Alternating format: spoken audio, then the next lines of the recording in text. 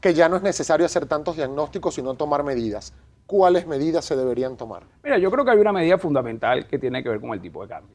Hoy por hoy, y de acuerdo a las últimas cifras que publicó PDVSA, un barril de petróleo venezolano se está cotizando a 22, 23 dólares el barril y el tipo de cambio está en 6.30. Eso quiere decir que un barril de petróleo en bolívares se está vendiendo a 135, un poco alrededor de los 135 bolívares por barril. Y vamos a estar claros, y todos los venezolanos lo saben, 135 bolívares no te alcanzan ni siquiera para comprar una empanada. Entonces tú tienes que un barril de petróleo vale el equivalente, con todos los costos de producción, de tecnología, etcétera, te vale una empanada. Y eso es lo que el gobierno está intentando imponer en Venezuela y eso es un modelo económico fallido. ¿Qué se puede hacer? Bueno, la primera medida, desafortunadamente, entiendo que a los venezolanos no nos gusta, tienes que subir el tipo de cambio. Es necesario ajustar a su justo valor el tipo de cambio. ¿Pero qué ha intentado hacer el gobierno? ¿Pero cuál tipo de cambio? Es decir, ¿se hablaría de subirlo e ir a la unificación cambiaria o es posible realmente sostener este modelo con varios tipos de cambio? Mira, yo creo que la divergencia de los tipos de cambio es tan grande que no podemos hablar todavía de unificación cambiaria. Deberíamos hablar por lo menos de convergencia cambiaria, que se empiecen a acercar y que no continúen en la divergencia cambiaria en la que estamos. Es decir, es necesario ir unificando a través de diferentes medidas y en el tiempo hay que ir unificando ese tipo de cambio. Usted hablaba de algunas medidas que se deberían tomar. Por ejemplo, desde hace 2 años se está hablando de la necesidad de aumentar el costo de la gasolina en Venezuela, el tipo de venta de la gasolina en Venezuela. El equipo de Primera Página salió a la calle a consultar a los venezolanos acerca de su opinión sobre este posible aumento de la gasolina, del cual se viene hablando desde hace ya 2 años y todavía no se ha tomado la decisión desde el gobierno nacional. Vamos a ver qué opinan los venezolanos.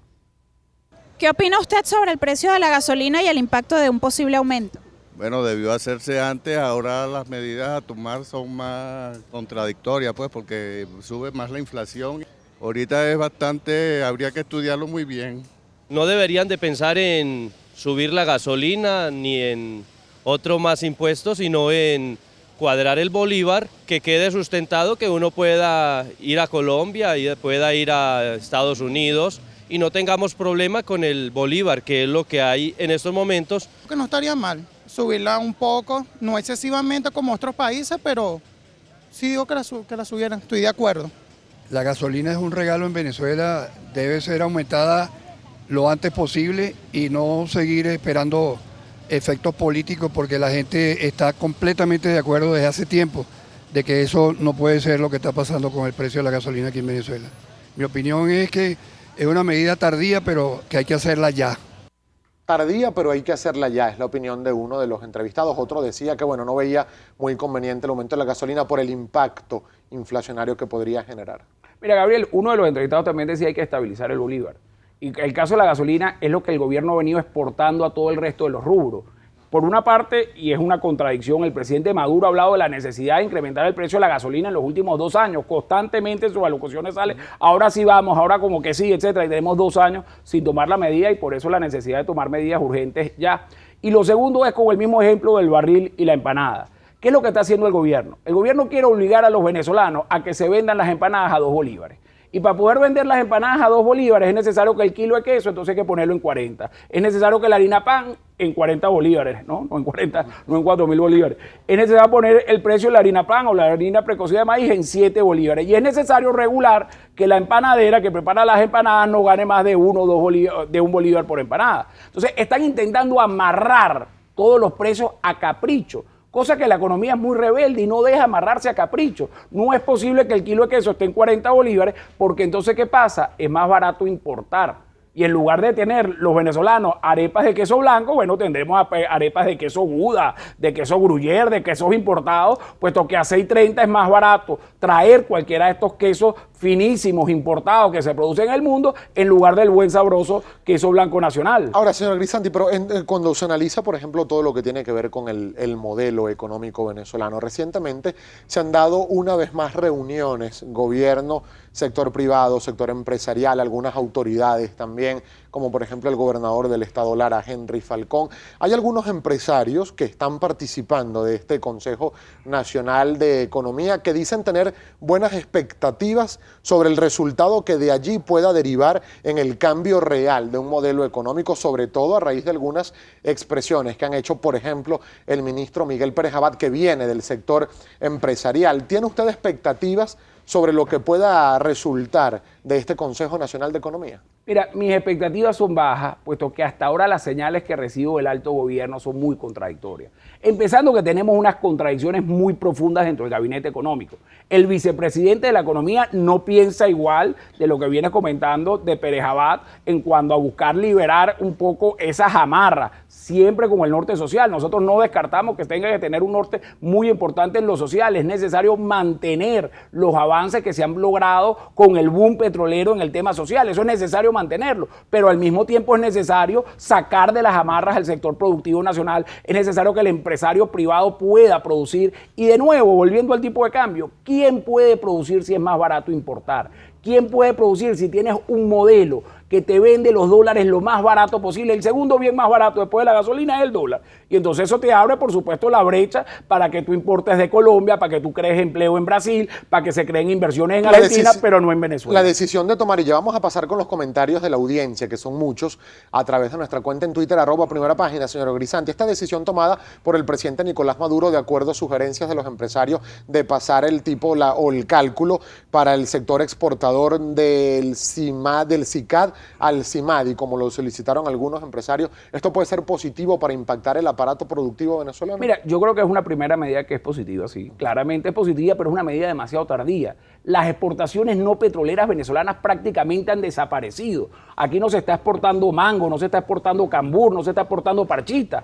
Aquí el aparato productivo y el aparato agrícola venezolano está en el suelo. Entonces, eso toma tiempo reactivarse. Eso es una medida que, por supuesto, va a ayudar al 2017. Pero, ¿qué vamos a hacer en el 2016, Gabriel? Es la gran preocupación que uno tiene. ¿Qué se va a hacer? ¿Cuáles son las medidas? Y nosotros hasta ahora, y por eso desafortunadamente no soy positivo, nosotros hasta ahora lo que vemos es una gran contradicción del gobierno, donde lo único que habla es que nosotros nos vamos a quedar con este modelo económico. Este es el modelo económico que nosotros estamos imponiendo a Venezuela, y nosotros vamos a más controles y a menos libertad económica para invertir. Vamos a ver, a propósito de todos estos temas, ¿qué está opinando la audiencia? Stenin Olivares, lista para presentarlos. Adelante. Así es, Gabriel, son muchos comentarios, así que le agradecemos a nuestro invitado. Sé que es difícil, pero respuestas bastante precisas para dar mayor participación. Le pregunta @europe7771. Si la crisis humanitaria se reconoce oficialmente, ¿tenemos derecho a recibir una ayuda extranjera? Mira, desafortunadamente el gobierno, hay mecanismos para buscar ayuda y el gobierno lo ha venido cerrando. Hay mecanismos no para buscar solo ayudas extranjeras, sino para abrir de nuevo el mercado de capitales. Gabriel me había preguntado de la posibilidad, por ejemplo, de que vayamos a una cesación de pagos o un default, que no se puedan pagar las deudas extranjeras, y eso se debe a que los mercados internacionales le han cerrado, el flujo de divisas al país, porque lo consideran que no es buen pagador, que no va a pagar sus bonos. Es necesario reabrir, por ejemplo, las relaciones con el sector financiero internacional, y de ahí se podrían conseguir recursos que nos permitan paliar la crisis y la escasez que está viviendo Venezuela. Por acá le dice el señor Jesús Eduardo Jaime, @spide55, los economistas se convierten en magos en la televisión, resuelve cualquier economía del mundo, pero cuando el país los necesita, chao contigo. ¿Es esto cierto? Mira, Jesús, yo desafortunadamente, efectivamente vivo en los Estados Unidos. Como comentó Gabriel al principio, me estoy regresando. El Pacheco allá, la verdad que es duro, y la vida de los venezolanos afuera es muy dura. Y no es que seamos magos. Si nosotros vemos un modelo económico que se está equivocando, un modelo económico que no endereza su rumbo para el bien de todos los venezolanos, eso es un poco lo que estamos hablando aquí con Gabriel y con todos ustedes. Por acá José Salame le dice, me parece que es una pérdida de tiempo todas estas reuniones porque el monto total de necesidades supera la disponibilidad de dólares. ¿Qué le contesta?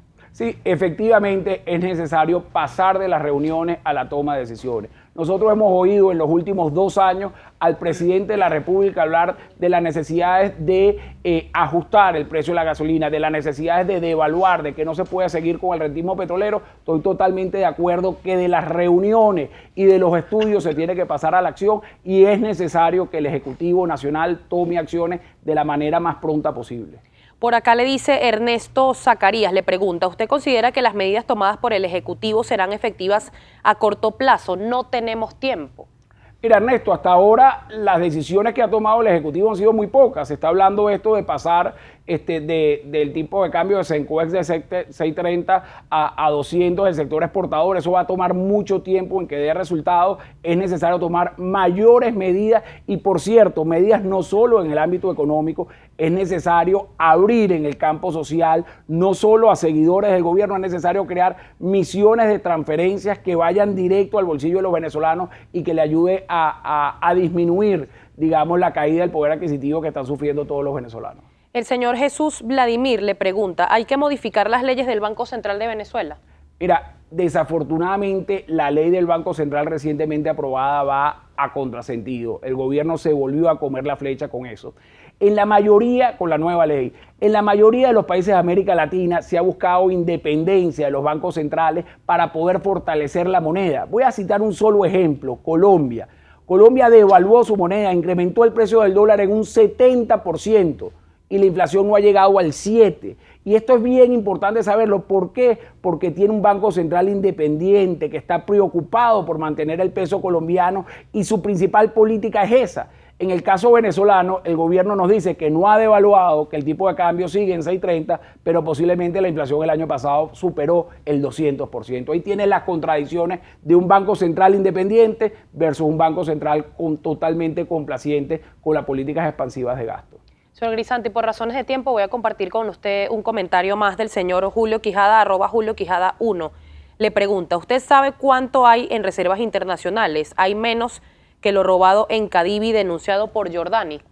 Efectivamente, el doctor Giordani nos habló de 25.000 millones de dólares que se habían extraviado, que se habían mal utilizado en un año. Ojo, porque esa no fue la cifra de los últimos 17. Esa es la cifra que nos habló la presidenta del Banco Central en su momento, la doctora Betancourt, cuando nos habló Giordani, y efectivamente pareciera que se extraviaron, que se esfumaron ese dinero. Actualmente en reserva tenemos entre 15 y 16.000 millones de dólares, y lo malo o lo preocupante es que no todas son líquidas, no todas pueden ser utilizadas para paliar la crisis, puesto que hay muchas que están en oro y están en otros activos que liquidarlos también cuesta mucho. Pues, ¿no? Y para pasar, nos quedan pocos segundos para finalizar la entrevista, señor Grisanti, pero antes de ir con algunas preguntas finales de las reservas líquidas, usted habla de entre 10 y 15 mil millones de dólares entre las operativas y las líquidas. Ahora, efectivamente. de las Entre líquidas, 15 y 16. ¿cuánto? ¿Tiene precisión de cuánto exactamente son las líquidas? Mira, alrededor de 1.200 millones y no se ha caído o no han caído más porque el gobierno ha venido cerrando el grifo. El gobierno cerró completamente en lo que va de año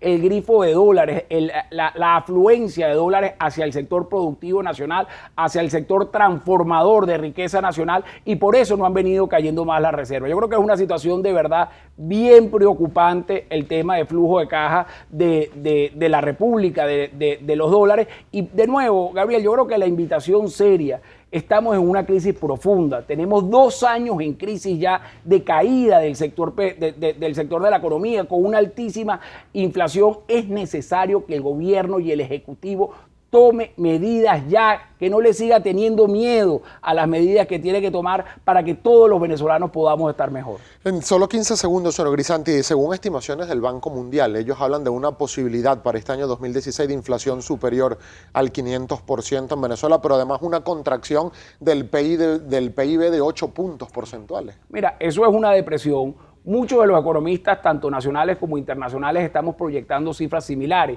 Y eso es ante un escenario de un gobierno inerte, de un gobierno que no toma decisiones y de un gobierno que no busque el bienestar de los venezolanos, que un gobierno que continúe aferrado a su modelo económico. Estas son desafortunadamente las cifras que vamos a sufrir y vamos a sentir los venezolanos. Si desde el gobierno nacional le piden ayuda o diálogo, colaboración, ¿Alejandro Grisanti está dispuesto a reunirse con autoridades del Ejecutivo Nacional? Mira, por supuesto que siempre estamos abiertos a buscar rectificaciones, por supuesto que siempre está abierto el tema del diálogo. Yo creo que es bien importante que el gobierno busque nuevos asesores y no solo los españoles del grupo, digamos, de que está apoyando al vicepresidente Luis Salas.